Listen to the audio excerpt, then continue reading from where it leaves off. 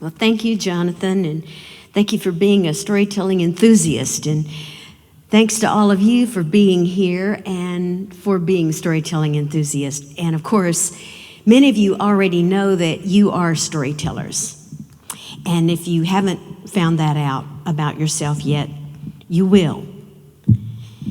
And I hope to see in the future many of you offering your talents at festivals like this to tell stories to others because they're there in your life.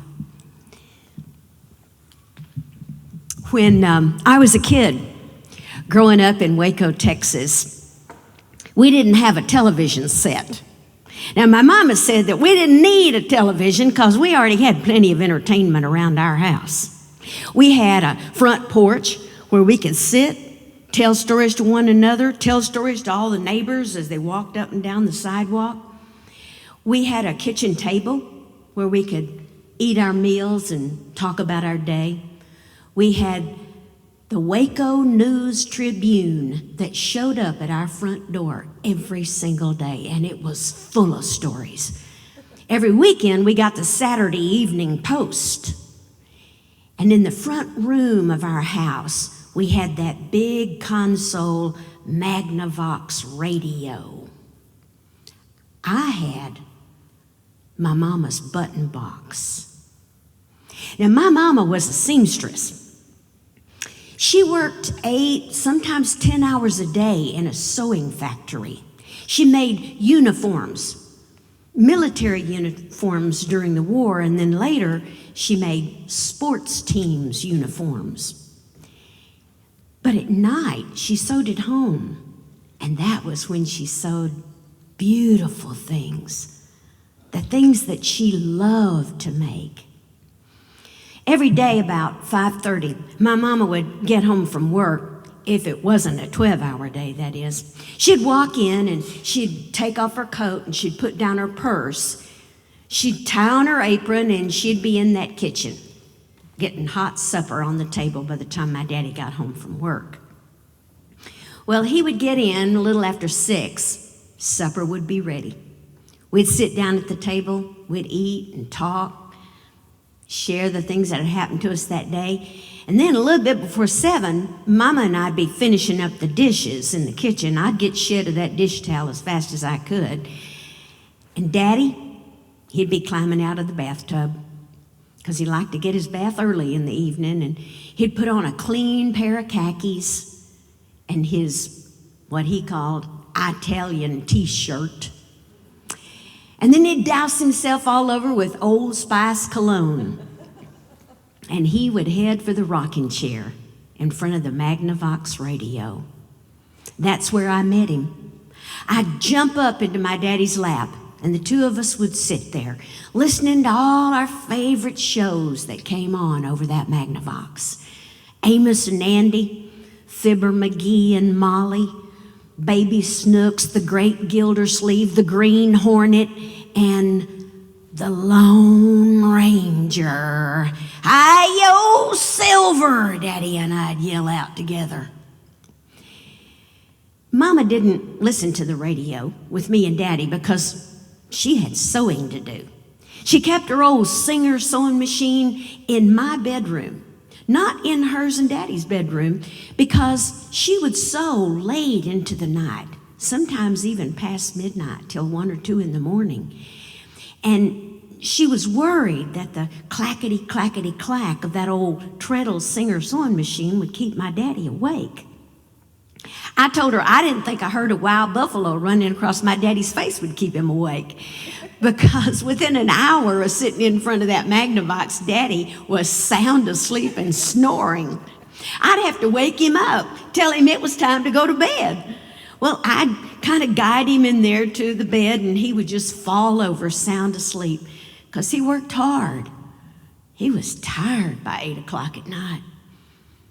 You know, it's funny, the clackety-clackety-clack of that old treadle sewing machine, it really didn't keep me awake. It was like a lullaby to me. But I wasn't ready, not yet, not right when Daddy went to bed, to go to bed yet myself. I needed to spend time with my mama. So I'd head on into my bedroom, and Mama would be sitting there at the singer. She knew about what time I'd be showing up, and she'd have a pallet on the floor for me. She'd take a quilt, one that my grandma had made, and she'd fold it into quarters, and she'd put it down on the floor right next to her left leg. That was the leg that she didn't have to use to operate the treadle on the singer. And I'd settle down on that pallet next to Mama and lean up against her leg. My mama was the best seamstress in Waco, Texas, people said. She sewed for hundreds of people in town. My mama could make anything. She could make suits, dresses, bridesmaids' outfits, even bridal gowns, costumes, pajamas, curtains, tablecloths, anything you needed. Mama could make it for you. She would make you a dress for $3.50. She'd make you a skirt or a pair of trousers or a shirt for $2. She would hand make a man's tie for 50 cents. One time, my mama made a wedding gown. It was the most gorgeous gown I can remember of all the ones she ever made. This one, it had ruffles from the waist all the way down to the floor, individually made ruffles. It had a train that dragged about 6 feet behind that dress when the bride walked. Mama hand-stitched pearls all over the bodice of that wedding gown. She made satin-covered buttons that went all the way down the back. She made a veil with a rose that held the veil on top of the bride's head, all made in satin. Mama charged $15 to make that wedding gown. And she felt guilty about it for the rest of her life, because she said that was just too much money for somebody to have to pay to get married. People would offer to pay Mama more for her masterpieces, but she wouldn't take more. She'd say, if you don't want the leftover notions and scraps of material, you can just leave it behind for me. But you wouldn't take more money. That would be greedy, she said. So, of course, people would leave behind the remnants of the materials that she had used to make it. Mama would always shake her head and say, they must not remember the Depression. My mama never forgot the Depression, and the lesson it taught her: never throw anything away, because you never know when you might be able to find a use for it. And Mama did. She found a use for everything. Now, people didn't always bring a pattern for Mama to make things by. She said that was all right.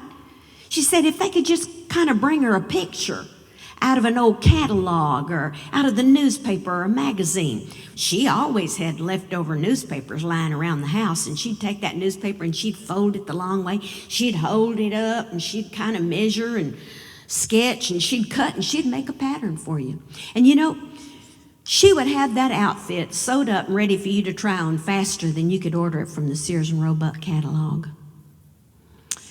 Mama would save things like rickrack, even if there was just a little piece of it. She'd wrap it around a cardboard tube and she'd save it. She saved little bits of lace. She saved hem tape. She saved thread. If there were only a few inches, she would not throw away a spool of thread.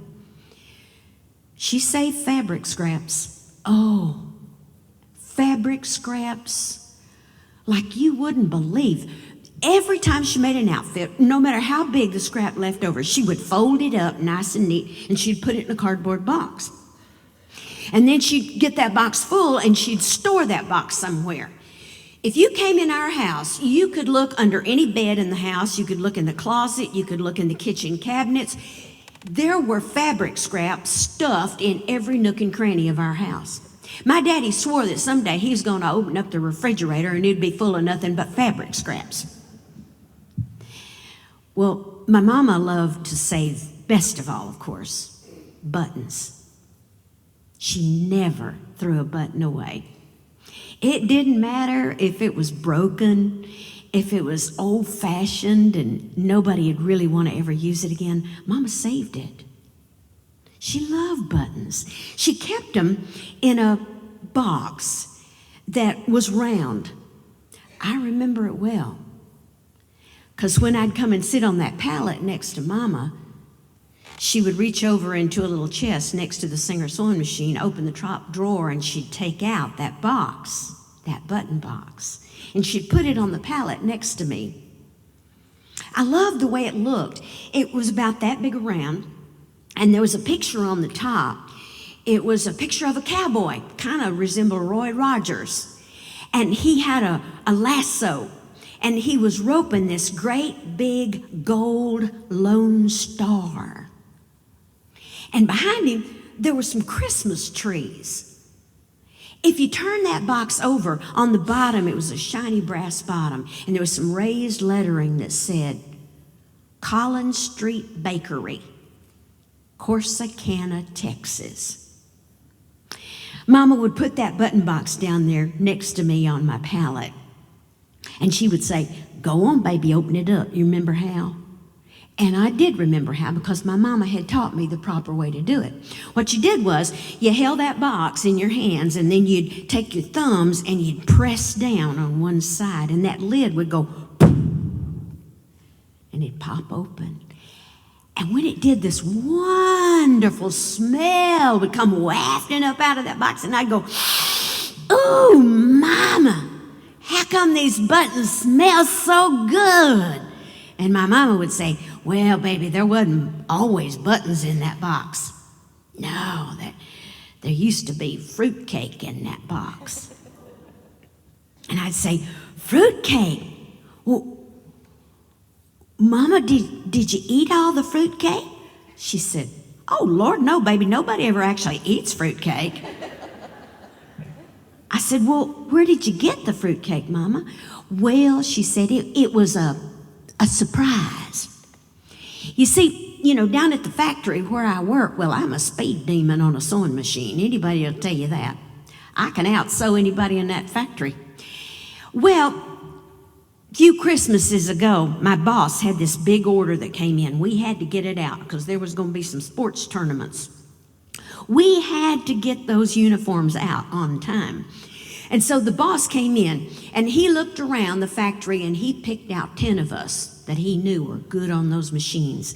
And he told us he wanted to get that order out before Christmas Eve. And he said if we could do it, working overtime, that, well, he'd have something special waiting for us.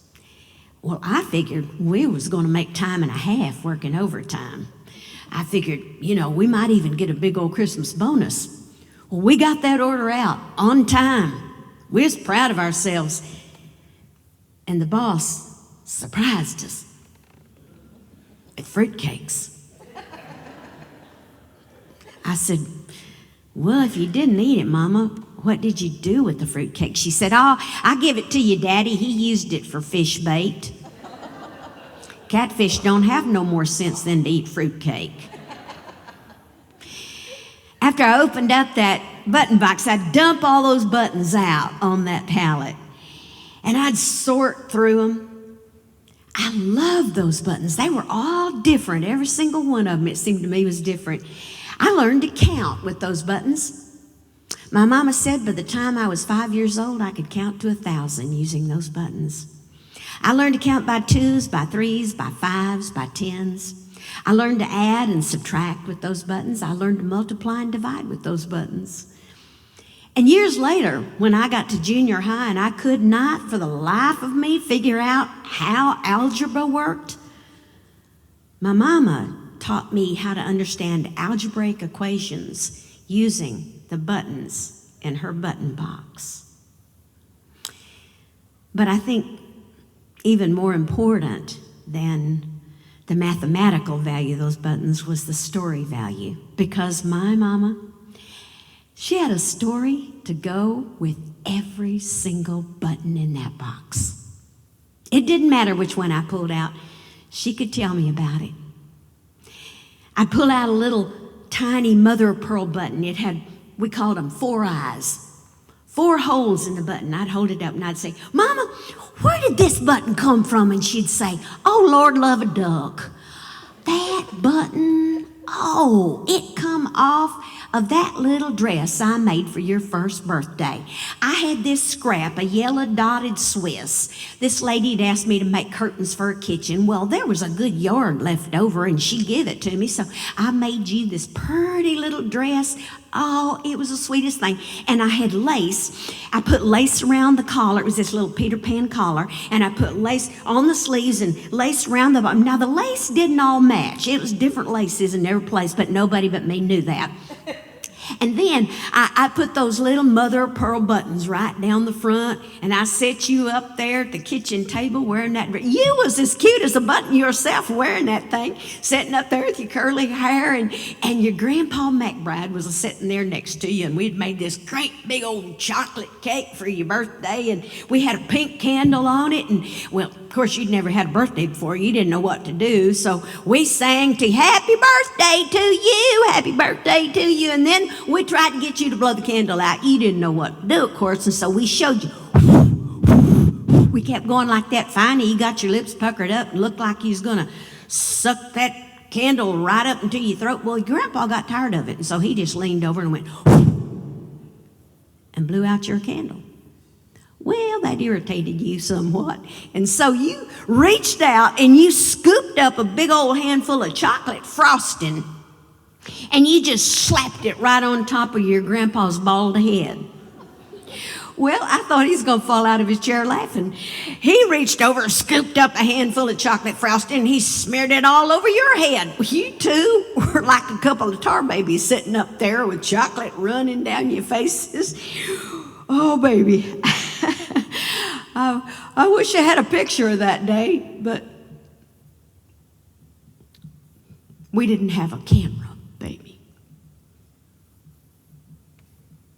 And I'd say, it's all right, Mama. I can see it. I can see it. There was another button in that box that I loved to take out. It was a sturdy looking button. Like it had held some really strong fabric. I held it up and I said, Mama, where'd this button come from? And she'd say, oh, jerk out my heart and stomp on it. Oh, that button come off your daddy's overalls. She said, you've never seen your daddy in overalls, have you, baby? Because he used to wear them back before you was born. See, back years before you were born, your sisters were babies. Well, your daddy and I was farming. We didn't own the land, but we sharecropping. And we're saving back what little we could make on cotton. And we was going to buy our own farm someday when we got enough saved up. I remember dragging your sisters through that cotton field on a cotton sack, chopping, picking cotton with them. You didn't know about any of that. You come along later. But your daddy was a proud farmer in those days. He wore his overalls every day. Well, the Depression came, and we lost what savings we had. We had to give up trying to be farmers. We moved into town. Your daddy got a job working construction and then doing janitorial work, and he worked hard, but he couldn't wear his overalls to work anymore. He wasn't a farmer anymore. He had to wear a uniform with his name printed across his shirt. He didn't like that at first. He said it was like they didn't trust him. I wish you could have seen your daddy when he was a farmer. You would have liked how proud he looked in his overalls, baby. And I'd say, it's all right, Mama. I can see him. I can see him. Sometimes when I reached down into that pile of buttons, I would pull out a red velvet ribbon.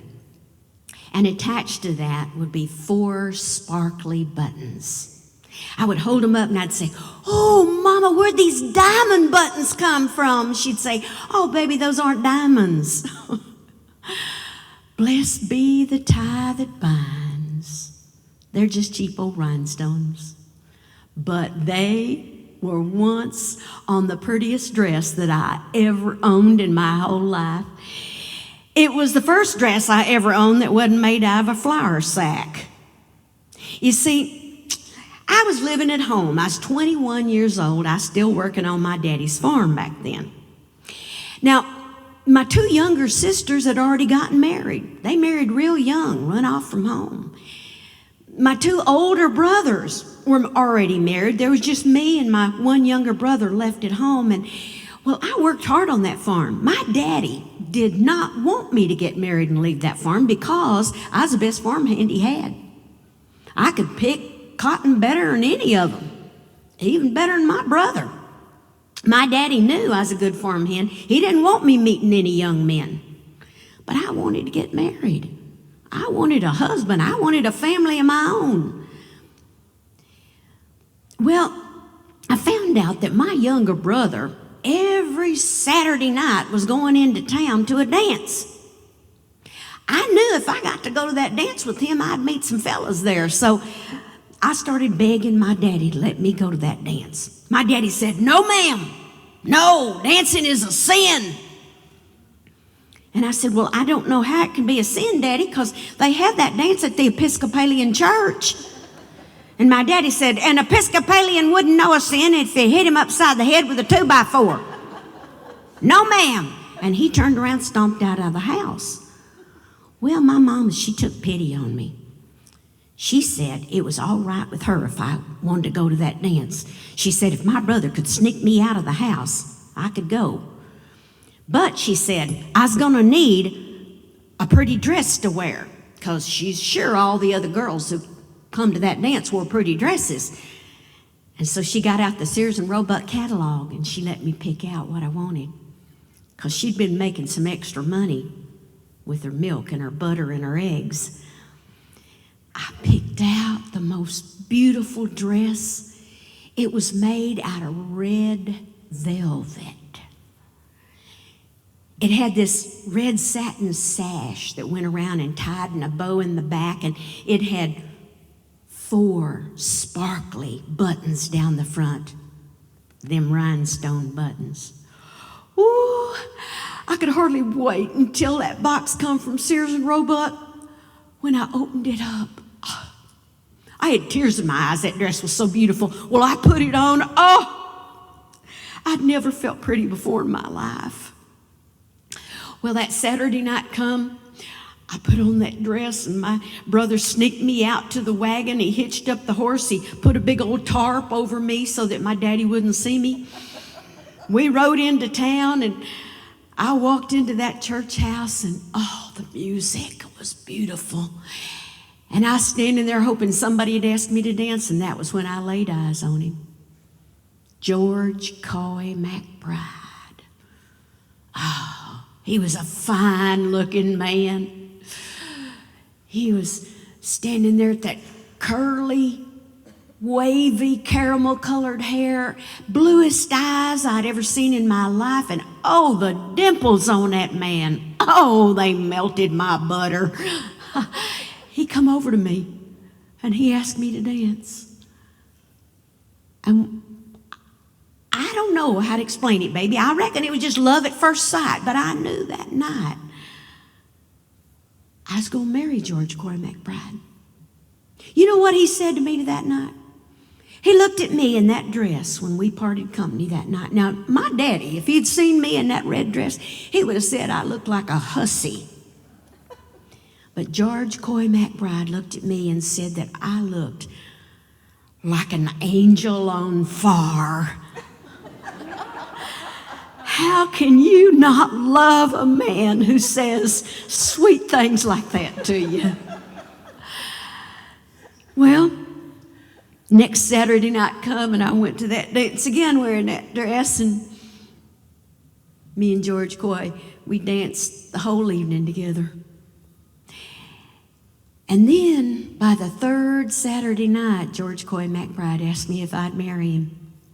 And I said I would, but I said, well, we was going to have to run off, because my daddy'd throw a wall-eyed fit if I was to get married and leave that farm. But I said it really wouldn't be a problem, because I was 21 years old and George Coy was 23, and there wasn't a thing my daddy could do about it except get mad. George Coy said, all right. And so I remember it was the middle of October that fall. I showed up in that red dress, and we danced for a while, and then about halfway through a song by the Light Crust Doughboys and Bob Wills, we took off. We went to Rosebud, the county seat, and we got married by the Justice of the Peace. So you see, baby, that red velvet dress was my wedding gown. I wish I had a wedding picture to show you, but I don't. And I said, it's all right, Mama. I can see you. I can see you. There was a button in that pile of buttons that I dearly loved. It was the biggest one in there. It looked like that it had been covered with leather at one time, but now the leather was kind of cracked and peeling a bit. In the middle of the button, there was this twisted design made out of metal. I'd hold up that button and I'd say, ooh, Mama, where'd this great big old button come from? And she would say, oh, bless Patty. That button come all the way from Ireland. That is a genuine Irish button, baby. It belonged to your great-grandma McBride. You know, your great-grandma McBride, she come from Ireland in a place called Donegal. You see, way back, a long time ago, the McBrides and the Murphys, that was your grandma's name, well, they lived next door to one another back there in Donegal. And the kids all played together, and they all talked about how someday that some of the McBrides was going to marry some of the Murphys. Well, before that could happen, hard times come. And people began to move away from Donegal, and a lot of them were going to America. Well, the McBrides were among the folks who came to America, and the Murphys were left behind there. Well, after some years went by, the Murphys and the McBrides stayed in touch, and they decided that Mary Catherine Murphy was going to marry Tom McBride. And so they packed up that girl with her trunk, whatever she could get into one little trunk, her family Bible, and they put her on a boat, and she sailed to America, and she married your great-grandpa Tom. Now, I don't reckon they hardly even remembered one another, because they was just little kids when they got parted. But I suppose they fell in love because they had a dozen children. And your grandpa was one of them. Well, your great-grandma McBride, she was a little woman, and oh, she had a sense of humor. They say the Irish usually do. And she used to laugh a lot. I'd love to see her laugh, but there were times that I would know she was sad. And it was because, I reckon, she missed her folks back in Ireland. She wanted to go back home and see her family again. But there was never enough money for a boat trip back. Well, when she died, your grandpa, he asked for just two things to remember his mama by. He wanted the coat that she had been wearing when she came on that boat from Ireland. And he wanted the family Bible. Well, people didn't understand why he wanted that old coat. They said it was just a rag. Why would he want it? And he said, because it smelled like his mama. Well, your grandpa kept that Bible and that coat for a long time, and of course, eventually, that coat just fell apart. there wasn't much left of it except the button right at the top. Well, your grandpa knew I loved buttons, that I saved them, and so he cut that button off and he gave it to me. And so, baby, that's where that button come from, all the way from Ireland. I wish I had a picture of your grandma. Pretty little woman, strong little woman. And I said, it's all right, Mama. I can see her. I can see her. A lot of years have gone by since I sat at the foot of that old singer sewing machine listening to my mama tell those stories. In 1987, my daddy died. My mama stayed on in that old house in Waco with her singer sewing machine, getting by as best she could. But by the time she got to her mid-80s and she would go out in her automobile, she realized that she was striking fear in the hearts of the citizens.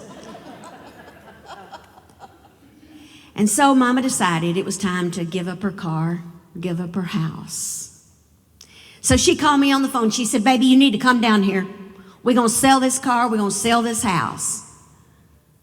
Well, we did. It was hard letting go of things. She moved in with my older sister who lived in Dallas. My sister had a big house, and her kids had grown up and gotten married and left home, and so there was a couple of extra bedrooms. And Mama got the big bedroom at the back of the house, and she had her own bathroom. She had her own walk-in closet. She decorated that room with doilies that she crocheted and little teddy bears that she made wedding outfits for, and it was a sweet room. Mama had her own radio, a brand new singer sewing machine, and a television set. She would sit and sew, and she'd watch her soaps in the afternoons. I loved going down to see her every chance I got. I'd go down there on her birthday, and I'd go down on my birthday. She would always give me wonderful presents. She'd make me quilted hot pads for my kitchen. She'd make me a new apron. One time, she made me an armadillo, because armadillos are pretty common where we live in Texas, and she made this armadillo out of red calico. It was beautiful. And she put a zipper on the bottom of it, and she stuffed this armadillo with old pantyhose. And she showed me how, when I wanted to tell the children stories about armadillos, which of course always end up as roadkill because they can't help themselves, she explained that if I wanted to show how an armadillo became roadkill, I could tell the story about the armadillo and tell how it runs out into the road. And of course, they're not very smart. And when a car or truck comes along, the armadillo gets scared.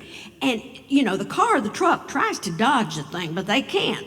Because the armadillo is so dumb, it just jumps up and it smacks the top of its head on the underside of the truck or the car, and then it rolls, and of course then the tire's over it, and well, you got armadillo roadkill. Mama said that what I could do was I could tell the children about that, and then I could unzip the bottom and I could pull out the pantyhose, and it would be a graphic lesson for the children. And it was. So when I went down to see her on my birthday, when I turned 50, I remember walking in the house and I said, Mama, can you believe it? I am 50 years old. And she said, oh, Lord, have mercy, no. When you was 15, I wouldn't have given a plug nickel. You'd have made it to 20. But that day, Mama motioned for me to come back to her bedroom at the back of the house. I went back, she patted the bed. I was supposed to sit down there on the end of the bed, so I did. And Mama walked over to the walk-in closet. She opened up the door, and, well, it was exactly what I should have expected. She didn't have very many clothes. She said she didn't need many clothes because she didn't go no place except to church.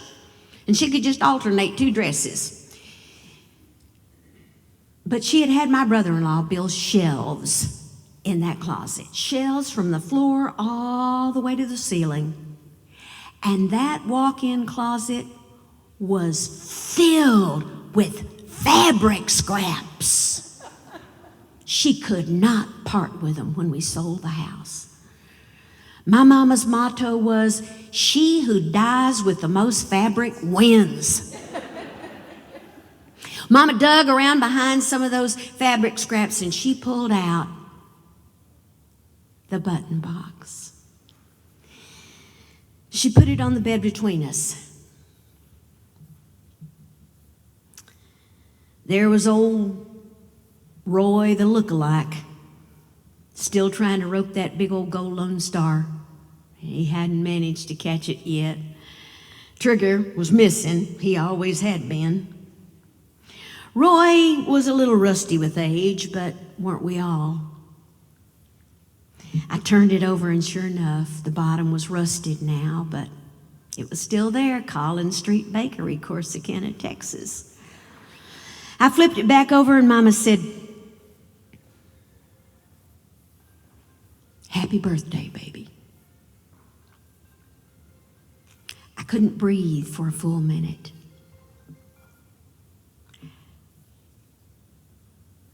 I pushed the box back toward her. I said, "No, thank you. That is not my box, Mama. That is your box." I should have learned a long time ago not to argue with my mama. I should have remembered that my mama always had eyes in the back of her heart. She knew I wanted that box more than I'd ever wanted anything in my life. She said, "Now listen here, baby.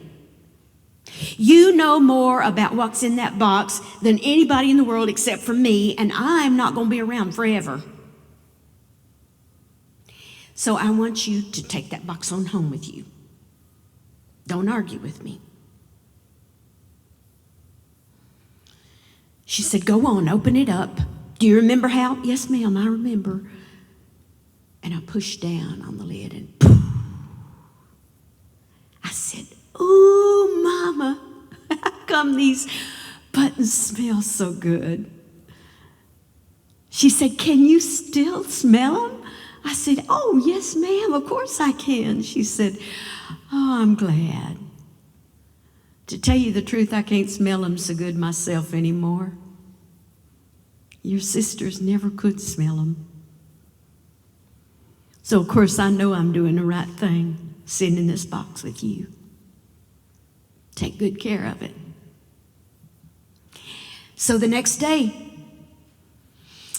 I got in my automobile to drive up Interstate 35 from Dallas, Texas, back to Tulsa, Oklahoma.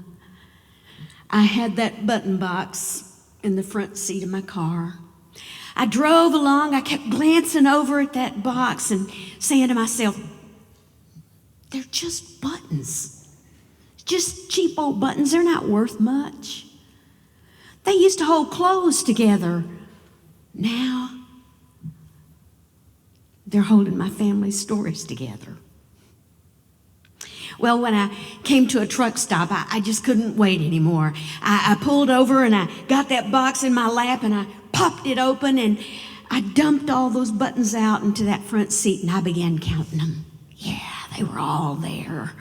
All 1,000 plus a couple of hundred more that Mom had saved. All the buttons I'd grown up with.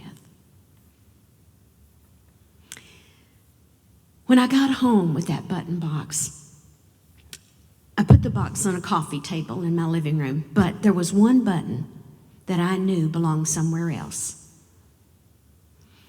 I took out that big button that had once been covered with leather. It was now all gone. All the leather was gone. But that twisted metal design in the middle of the button, I knew now, 45 years later, what I hadn't known when I was a little girl, that twisted metal design was a Celtic love knot. I knew where that button belonged, and so I wrapped it up. I put it in an envelope, and I sent it to Ireland. That year, my son, my only begotten son, Adam, was living in Ireland. My son Adam was the one for whom I became a storyteller. He didn't sleep well as a baby. He didn't even sleep well as a toddler, and so I began early in his life to sit with him and rock at night and tell him stories. Stories he was really too young to understand, but eventually telling those stories, we were comforted and we would both fall asleep. Well, when he got old enough to be in Cub Scouts, I'd go to his Cub Scout meetings and tell stories. I told stories in his Sunday school class. I told stories in his first grade class, and on it went up through elementary school, and he said I was his favorite storyteller. And then he got to be a teenager, and he turned on me. By that time, I'd started telling stories in some festivals. Adam would come to the festival with me, but he would not come near a place where I was telling stories. He would listen to any other storyteller who was there. Bill Harley, he loved Bill Harley. Follow him anywhere. Donald Davis, he loved him. But not his mama. He'd walk past a tent at the back where I'd be up on the stage, and afterwards he would say to me, "Mom, you look so stupid up there." Well, he barely made it through high school on purpose.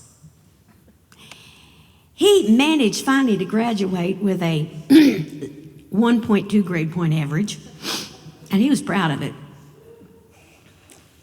He thought he knew more than his teachers did. Well, he turned 18 shortly after he graduated, and that was when he decided he wanted to go to college. He was becoming a human being again. His dad and I looked at his transcripts and we said, "Good luck with that." But he took some tests. He got into a good university. And he actually went to class and he did his homework. He was a model student. Who would have guessed?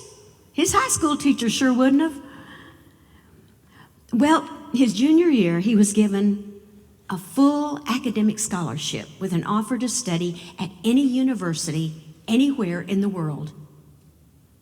All tuition and expenses paid. And Adam chose to go to County Cork, Ireland, to study Irish folklore and Irish music.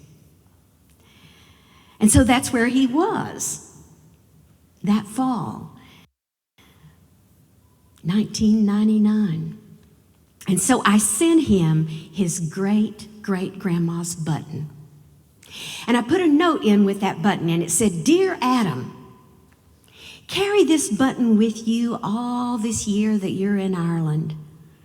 Take it out and let the rain fall on it. And if the sun ever shines this year while you're in Ireland, let the sun shine on it too. And when your year is done, bury that button. Bury it in some beautiful place that you never want to forget. Leave that button on the Emerald Isle. I think your great-great-grandma McBride would like that." Adam got the button a few days before Christmas. He called home on Christmas Day. He said, "Mom, what's the story on this button?" And I said, "Story? You want to hear one of your mama's stories? Well, jerk out my heart and stomp on it." And so that Christmas Day, 1999, I told him about his great-great-grandma McBride and how she came to America and how that button was all I had left of her. Adam said, "Mom, I reckon you got some more stories I ought to know, huh?" I said, "Would you believe a box full?" And so at the end of that year, when Adam came home and went back for his senior year in college, he came to our house in Tulsa, Oklahoma to spend my birthday with me. He and his dad made me a wonderful Irish supper. And after we ate, we sat down in the living room with a pot of tea. And there was the button box. I pushed it over toward my son. I said, "It's full of stories.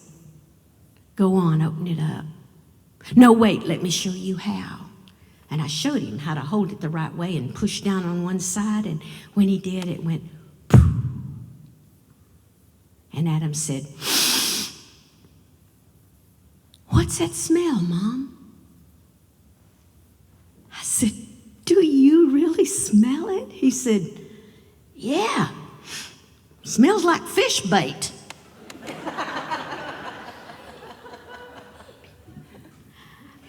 I took out that little four-eyed mother of pearl button and I told Adam about his Grandpa McBride. I told him about my first birthday and that yellow dotted Swiss dress made out of curtain scraps with the lace that didn't match. I told him about that chocolate cake and how my grandpa and I had smeared chocolate all over one another's heads. I said, "You know, Adam, you're a lot like your grandpa, I think. You're both rebels without a cause." I said, I wish you could have known your grandpa. He loved me beyond reason. I know he would have loved you the same. I don't even have a picture of him." And Adam said, "It's all right, Mom. I can see him. I can see him."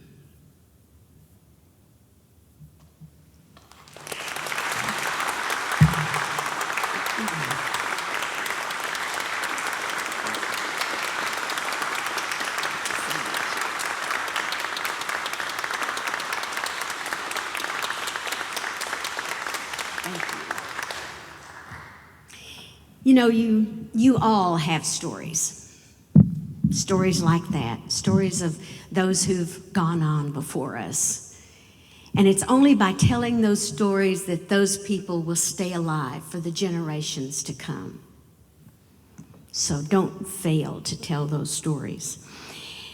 You know, sometimes you find stories. They just come to you and you don't know why they stick with you.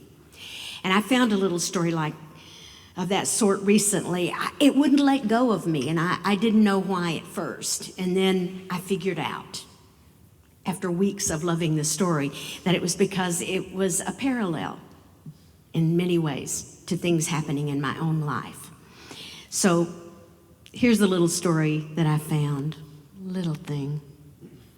Once there was a man, a very good man, and he was wealthy. He had treasure. He had possessions in his home that he loved. One night, the man was sleeping and he had a dream, and an angel came to him, and the angel said that the man would die very soon. Well, the man began to beg the angel, "Please let me take something of my earthly possessions with me when I leave this earth." And the angel said, No, you have to leave it all behind.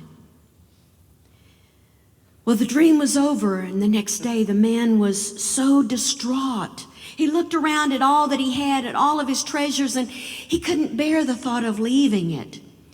Well, the second night he had a dream, and the angel came again, and the man begged again, "Please, just one small suitcase, something I could take with me." And the angel said, "No, but I'll ask, just in case." Well, the third night, the angel came again in a dream. And this time the angel said, "All right, you have approval. You're allowed one free carry-on." And so the next day, the man looked around at his house, at all the things he loved, at his treasures, and he got a suitcase, and he packed that suitcase full of gold bars, solid gold. He filled the suitcase, he locked it, he slipped it under the edge of his bed, And that night, the man died, and the angels came for him. And as he was being lifted toward heaven, the man grabbed that suitcase and took it with him as he ascended. And when he got to the pearly gates, he was met there by St. Peter. And St. Peter said, What do you have with you? You can't bring that in here. And the man said, Yes, I have approval. I've been told I can bring one thing. St. Peter said, Well, all right, come on in. But of course, you're going to have to go through security. And so St. Peter opened up the suitcase. He said, You've got to be kidding. This is heaven. You brought street pavement?